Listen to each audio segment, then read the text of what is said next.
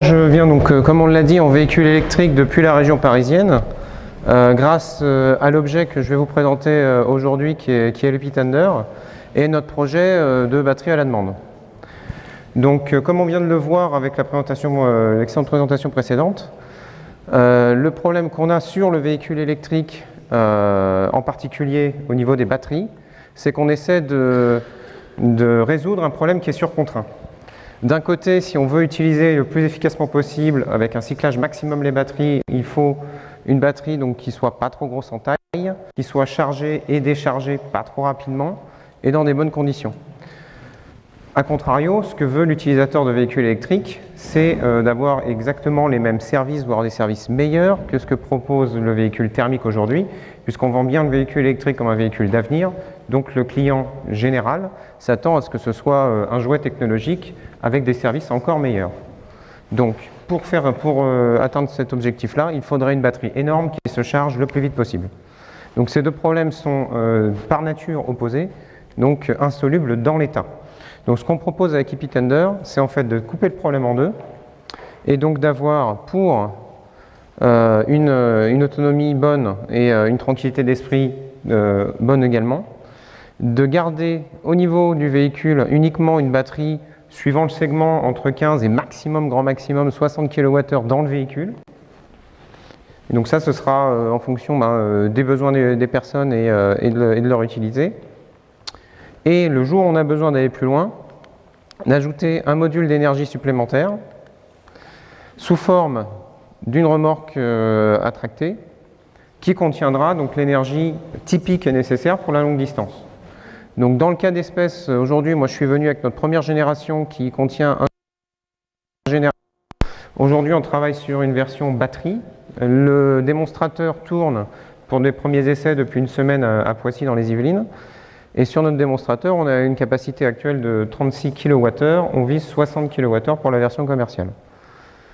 L'intérêt de ce système, c'est qu'on va vraiment décorréler le problème. Comment ça marche dans la réalité? On vient attacher donc en un geste ce prolongateur d'autonomie au véhicule. Les modifications sur le véhicule sont mineures, c'est un attelage, une connexion et un petit peu d'électronique pour assurer la sécurité de tout ça. Donc sur la route, on conduit normalement. À l'arrivée ou en trajet, si on a besoin de faire un arrêt, quoi que ce soit, le véhicule est prévu pour permettre à n'importe qui de l'utiliser sans apprendre à faire des manœuvres compliquées et se conduire comme un véhicule simplement plus long. Et la batterie ou le groupe électrogène qui sera donc utilisé dans la machine est en location libre-service et partagé, ce qui permet de diminuer sur cette partie au maximum l'impact de fabrication et l'impact en cycle de vie. Donc on diminue l'impact en cycle de vie de la voiture d'un côté en lui gardant une batterie uniquement raisonnable pour les vrais besoins du quotidien, les 80 à 90% des trajets. Et le jour où on a besoin d'aller plus loin, vous avez ce service qui vous permet de faire les distances que vous voulez, avec une recharge qui est aussi plus rapide qu'une charge rapide sans abîmer la voiture, puisque vous pouvez changer la batterie en route.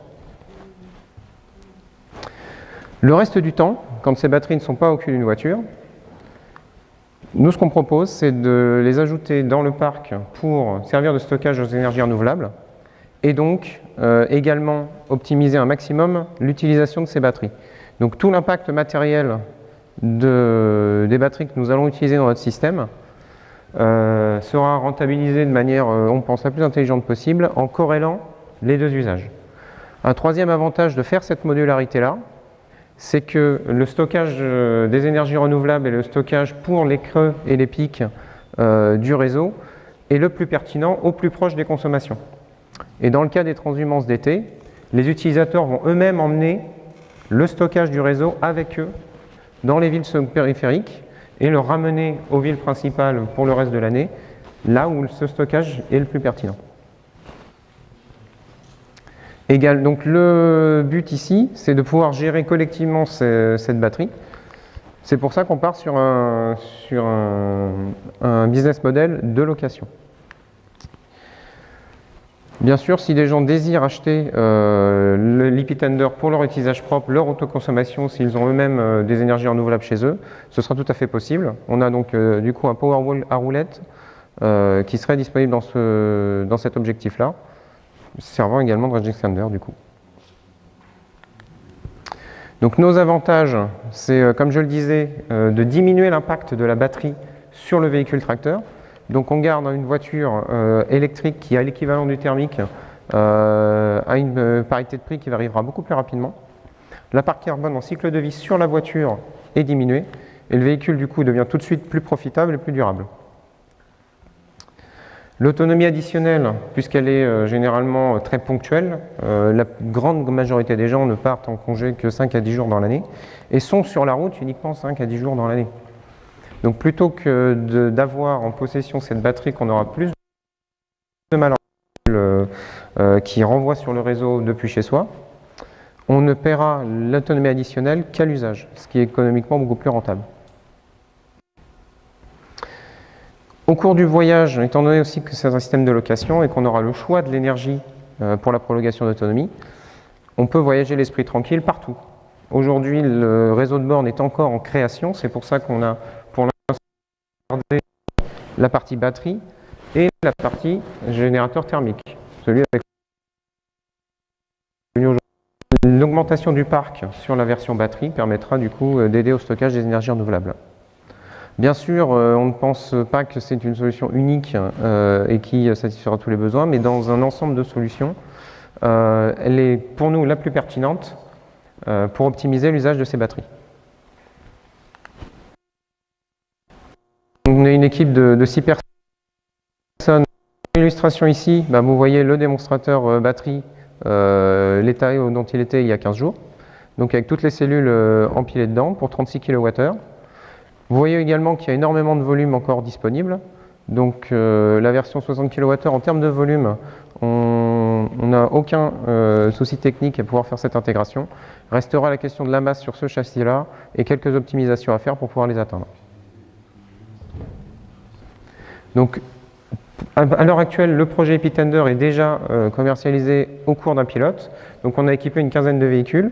On est à la fois sur du B2B et du B2C, c'est-à-dire qu'on adresse à la fois les particuliers et les flottes. Sur les véhicules équipés, donc, on a 8 Zoé et donc le reste qui sont des Kangoo électriques. Et le système a vocation à être universel, c'est-à-dire que sur la partie Tender, la même machine pourrait servir n'importe quel constructeur et n'importe quel modèle dans la gamme.